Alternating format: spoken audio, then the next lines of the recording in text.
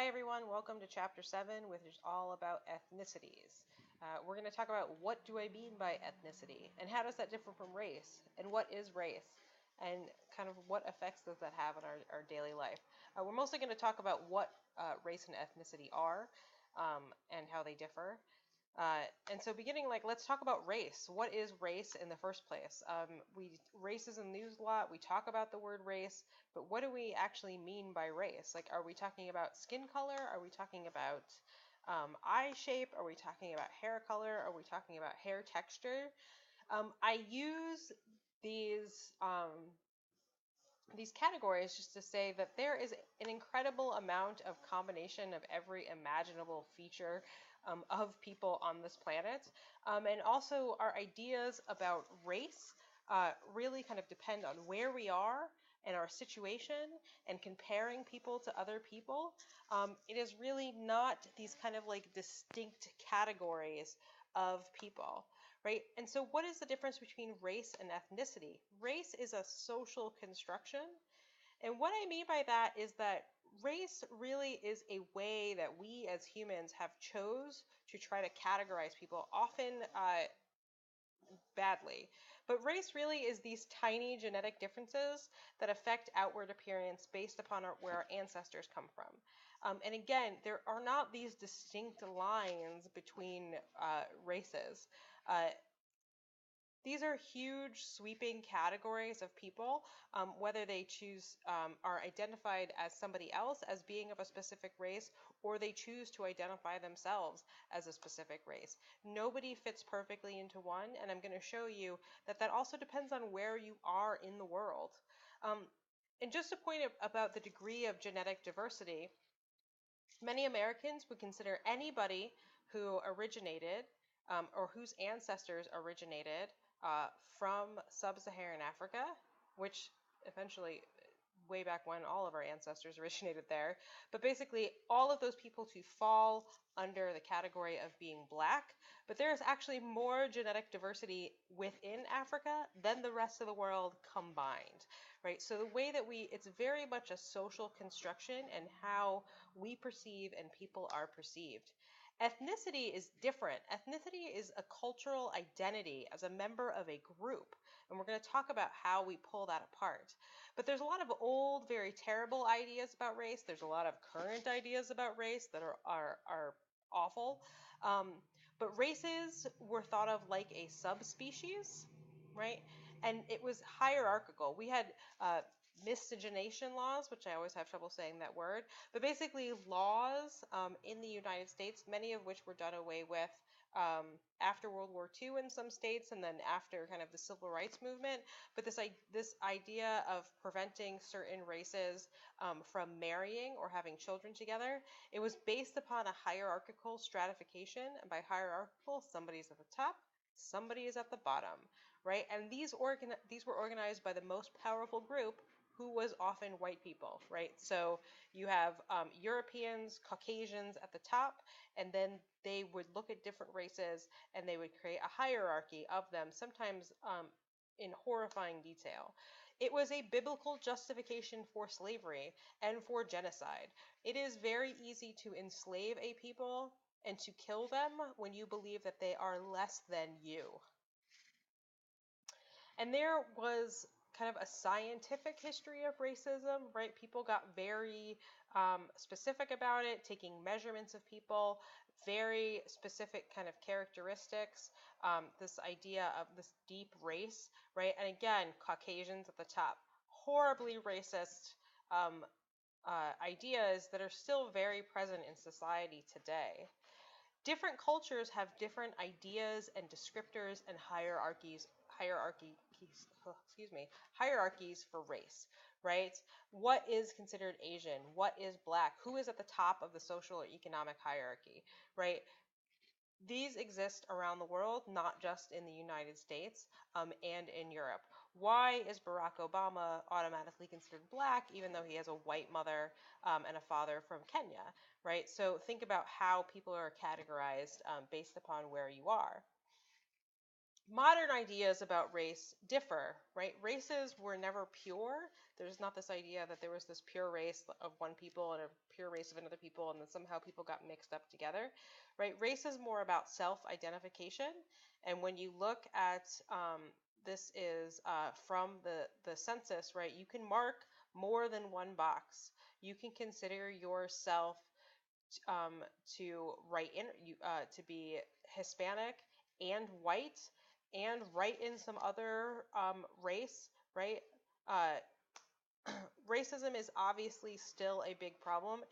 I'm going to talk about it less in this chapter because I'm going to talk more about ethnicity, but I am going to talk about when race and ethnicity is used as a justification um, for some of these horrible practices. Um, Light skin generally provides privilege.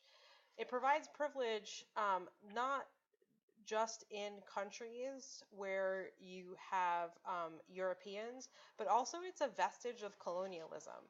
So generally speaking, uh, when Europeans colonized places in sub-Saharan Africa or in Latin America, excuse me, they would they would list people in a hierarchy, different ethnicities, and say these people were slightly more European, so they are better than these people who look less European. And again, you can identify as multiple things. Tiger Woods um, gave himself a designation that his race was Cablinasian. He is a mix of many ethnicities and does not like kind of being perceived as just being black.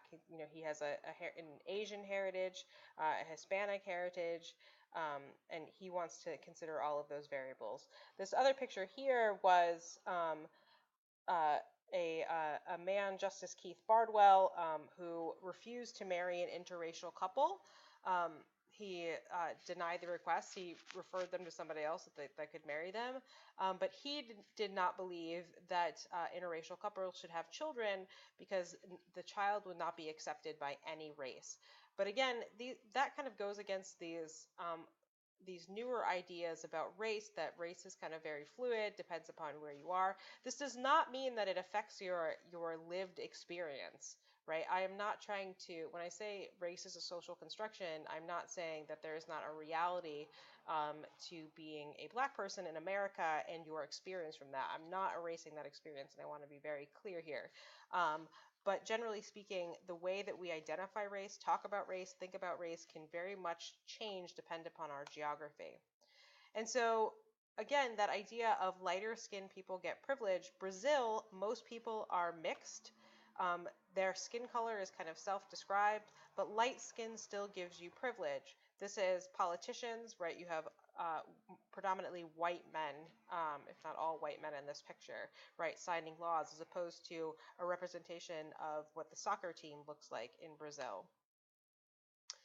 So what am I talking about with ethnicity? When I talk about ethnicity, again, it's that membership into a group, part of your identity. There can be many ethnic identifiers. One can be race, for example, African Americans. Another can be religion, for example, Jewish people. One can be national origin. Are you Mexican, Italian, Kenyan, etc.? Another can be language. French Canadians or Hispanic generally refers to Spanish-speaking people in the United States, or a way of life, especially in rural societies. This is the Maasai herder in Kenya. But this is about your identity as part of a group, or your self-identity is formed from any or all of these, right?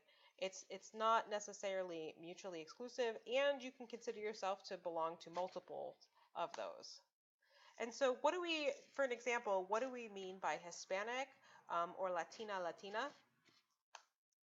Hispanic refers to language, as in Spanish speaking. Latina refers to a geography, as in coming from Latin America. They are an ethnic identifier in the U.S. And so these three people, right, all come from a different place. They come from a different background. Lionel Messi, he's from Spain. Pedro Kuczynski is of a Polish descent, and he is Cuban. So, but they can all be described as being Latino or Hispanic in the United States. This would not be the case in their country of origin, but it's being Hispanic or Latino refers to a shared common experience. It is a different ethnic self-identities in Latin America, though. I have a friend who is from Argentina.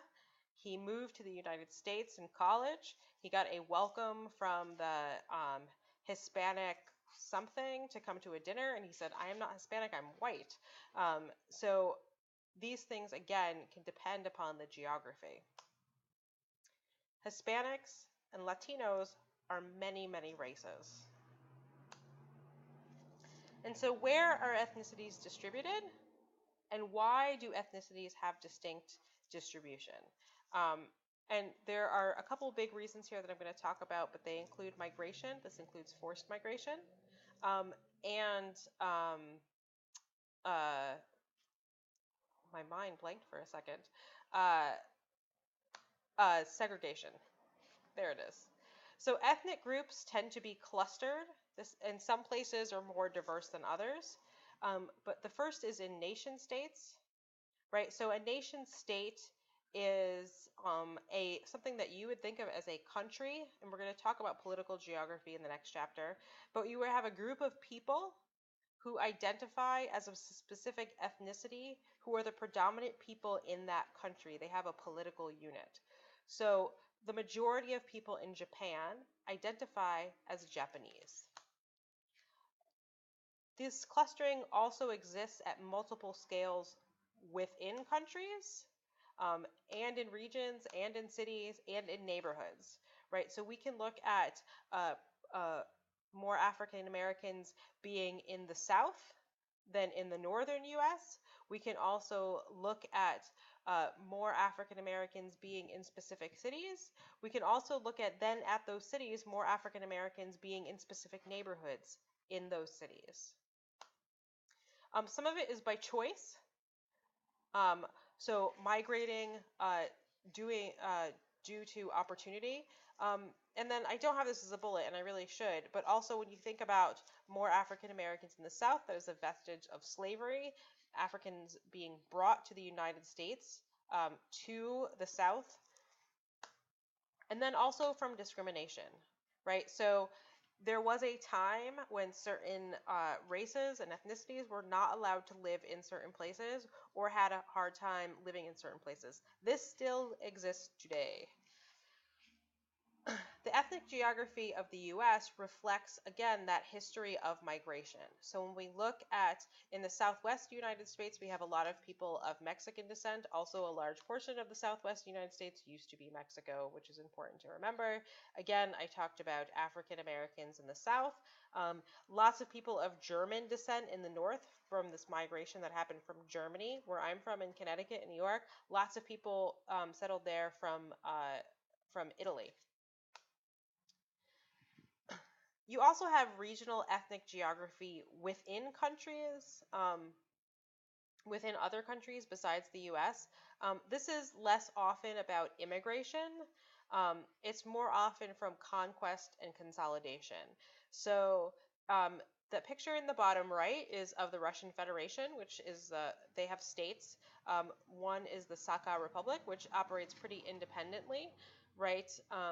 And if you think about the Sakha Republic, the people who live there are predominantly the Yakut. And so this man over here, Yegor Borisov, who's the president, he's even referred to as the president of the Sakha Republic, right? He is of that ethnic background. The consolidation of Russians and Russian culture is in the western part of the country, but Russia is just very, very huge. If you have, there's a map of France there as well. And you have Brittany, which is part of France. A lot of people will consider themselves to be Briton before French first. Or people like indigenous populations which might consider themselves part of your indigenous population before part of that country. You also get these like imperfect nation-state boundaries, again, where you have people existing in one country, but really identify mostly with a group from another country. And then again, those indigenous cultures on the periphery within those countries. And especially even with the United States, where we have Native American reservations, people who live on these semi-autonomous reservations um, and identify with a specific ethnicity. We also have ethnic neighborhoods. They are old as cities themselves. Generally speaking, when people come to a city, they, especially from another country, they tend to live and congregate in certain areas, such as the quarters that we saw of Old Jerusalem um, in the last chapter. There are ghettos in Venice and other cities. It's an easier transition for migrants when they come if they can move into an area such as Koreatown and LA, where there are other Koreans living, there are Korean business owners, there are people to help them, there are, the language that they speak. There's a familiarity to it. And also affordability. When we think about ethnic neighborhoods, before gentrification, which gentrification is something I'm not really going to get into this chapter, but generally speaking, these ethnic neighborhoods are less expensive. And these neighborhoods also transition from group to group. So people will kind of arrive in these neighborhoods and sometimes move on up, or the neighborhoods themselves will move altogether. And they're often suburban as well. We tend to think of them as just in cities, but we can certainly think of suburban areas, especially in Southern California, where you have increased numbers of certain ethnicities. In the US, these are referred to as ethnoburbs. In Europe, suburbs are cheaper. Europe differs a little bit, where we tend to think of it as these ethnic enclaves happening in the middle of the city. But in Europe, it's actually on the periphery, which I'll talk about in a second. But if we look at the kind of new littles in New York, so we think about Little Italy or Chinatowns or kind of these different enclaves, they move around. Little Italy in New York is barely Italian anymore. Chinatown has kind of taken it over. And this has happened in LA too, where you have Chinatown has moved, I think it's in its third place in LA. And you can see like Chinatown in LA, but then you have like Cesar Chavez Boulevard going through it. So often these neighborhoods kind of are right near each other, and one will kind of overtake another as one group moves from one place to another. Plenty of non-US examples as well. There are Chinatowns in many, many countries and cities where you have a Chinese population who has immigrated. And then you also have places in Europe where you have former colonies of Europe people from those countries will migrate to Europe, because you still have that relationship between the colonized and the colonizer. So old industrial neighborhoods in the UK, for example, or these suburbs. Suburbs in Europe are largely where cheaper housing projects are. And so the type of kind of this people not being integrated into society from other countries, this tension between these different ethnicities, and often police will happen in suburbs in Paris, as opposed to in inner cities in the US. So example, the French suburbs. There is a film, La Haine, which is really, really good. And I highly recommend you watch it. It's about 20 years old. In fact, I have just given myself the idea that you might get extra credit for watching it. But it talks about three young men from one of these Paris suburbs, all of a different ethnic background, kind of all living together, but kind of how they're not really accepted or integrated into French society, and kind of what happens there. And then we also have in the US and in other places kind of this urban segregation, whether it is something as overt as these signs that you could see here.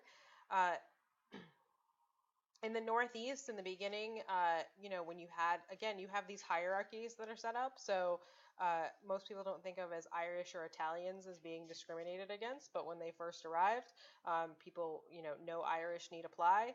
Attitudes change over time. And again, these things are shaped by attitudes, races that are stigmatized from, and ethnicities that are stigmatized from living in certain areas. And then even you have places where you have places in cities that used to be fairly expensive, and this concept of white flight, where all of the white residents move out into the suburbs, and then you have this kind of poverty that's left behind, this lack of resources, which is how we get this kind of system in the United States. Also shaped by zoning laws that prevented people from living in certain places, and by the real estate industry. Um, and this will still happen today, where if you apply for an apartment, they can give you a variety of reasons. They are technically not allowed to discriminate on the basis of race, but it certainly still happens. Things by redlining, blockbusting, steering, kind of pushing people into certain neighborhoods. And kind of having these restrictive agreements. But you can look at segregation in Detroit. Blue representing African Americans, red representing Caucasians, and you can see just how literally that segregation occurs right across 8 Mile Road in Detroit, right? So as geographers, we're very fascinated with like what happened there and how can we explain that. These ideas about kind of white flight and how segregation can happen. And then we also have the concept of environmental racism. And so what I mean by environmental racism is that people of color and poor people often live near pollution, right? And the reason for that, well, it can lead to health and social problems, first of all, but you have a NIMBY attitude. And what that means is that people, generally speaking, do not want a trash incinerator in their backyard, right? So NIMBY stands for not in my backyard. So everybody agrees that you need a trash incinerator, but nobody wants it in their backyard. Nobody wants to deal with the pollution from that. They're worried about their children and health problems and everything else. But poor people have less power to resist those things.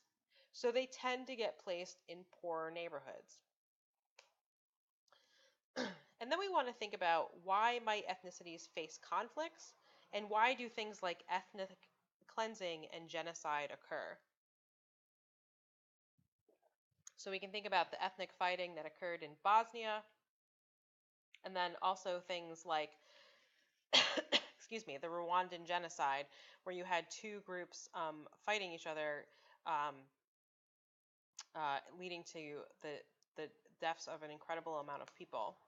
So we're going to use the example of Africa, which is a continent, not a country, right? And so Africa, this is the Murdoch ethnic map of Africa. Africa has many, many ethnic civil wars and very few international conflicts.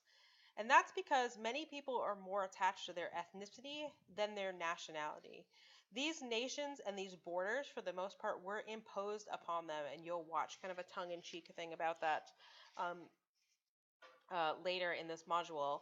But you have a lot of ethnic groups that were divided among certain lines, or people who were kind of lumped together. Humans, generally speaking, are ethnocentric, right? We identify with those of our same ethnicity. And so you get ethnic conflicts along the same patterns as we saw for religious conflicts, particularly in areas where you have hard borders but a lot of diversity. And again, these boundaries between ethnicities. And again, in the developing world, because there are fewer resources. So when you think about war in Africa, it is within countries and not between countries. And then you also have things like nationalism and ethnic conflict, right? Nationalism is this attachment to your nation, and a nation is not a country, which I know we tend to use that word as one, but it's not. We can think about the Kurdish people. The Kurdish people exist throughout Iraq and parts of Turkey. They want their own, quote, state, Kurdistan, but they do not have one, so they are an oppressed minority in other countries. And so in those other countries, or in many countries, you have this this nationalist ideas about superiority, or this is your home. So when we think about white nationalism in the United States, right, we think about this is our country, we are superior, we need to defend ourselves from all of these other races. And all of this stuff is on the rise across the United States and Europe, right? And fighting for territory. This is our homeland. We are fighting for it. Again, not all nations have territory. Um, and so a lot of people kind of use violent separatism to achieve uh, that goal of getting some territory in order for them to rule themselves. And then you also have horrible things like ethnic cleansing and genocide. Cleansing is a more powerful ethnic group, removes a less powerful one to create homogeneity. Basically, we are going to take out this other group. So this picture here is of the Rohingya, who are an oppressed minority in Myanmar and some other places, and have been systematically attacked by the Burmese. Burma and Myanmar are the same place. It used to be called Burma. It is now called Myanmar, but many people still refer to it as Burma. But basically, this group has been kind of systematically attacked by the government. It has fled to other countries, and the government has denied that this has happened. Genocide is removal by killing, right? So both of these things have happened to these people, but their villages have been burned down, and they've been forced to flee. When we think about genocide, people often think about Hitler and the genocide of Jewish people, to the millions of Jews who died during World War II as an effort to remove them from the country. So again, Germany in World War II, things like this have happened many times over, though. Post-Yugoslavia, Somalia in 1991, Rwanda, which I mentioned before, in 1994, in the Sudan recently, and then the Rohingya in Myanmar. So that is the end of this chapter. Our next chapter will be about political geography.